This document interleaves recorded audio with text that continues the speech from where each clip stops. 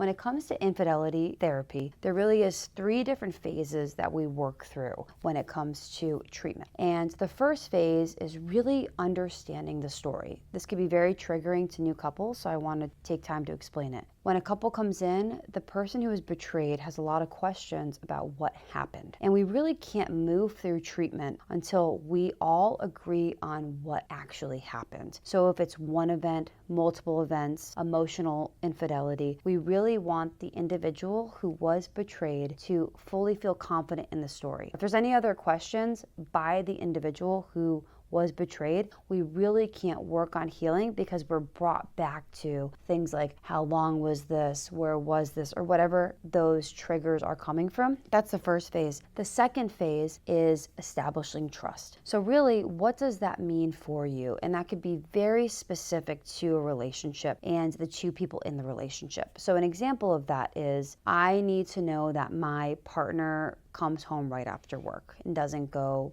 to the bar. Okay, how do we establish that trust within the relationship so that the individual who was betrayed feels comfortable and confident that their partner goes straight home, right? So that's the second pillar. And remember, that's extremely specific to the couple, establishing trust on a daily basis within their home. And then the third phase, which is probably the most encompassing, is how did we get here? How do we get to a place where this infidelity did happen? Was there a lack of intimacy? Was there a lack of communication? Was there disconnect? And this phase really is the meat and potatoes of the couples work. And we're able to really go backwards and talk about what events led to the infidelity. Remember though, this has nothing to do with blaming the individual who was cheated on by any means. But it is important to talk about how we got here. And once we get through those 3 phases, the goal is that there's established trust, the story is clear, and that there is some communication on how we got here, that we can redefine the relationship moving forward. And couples who move through those 3 phases of infidelity treatment do have success rates of a happy and healthy relationship if they're both committed to that as their goal.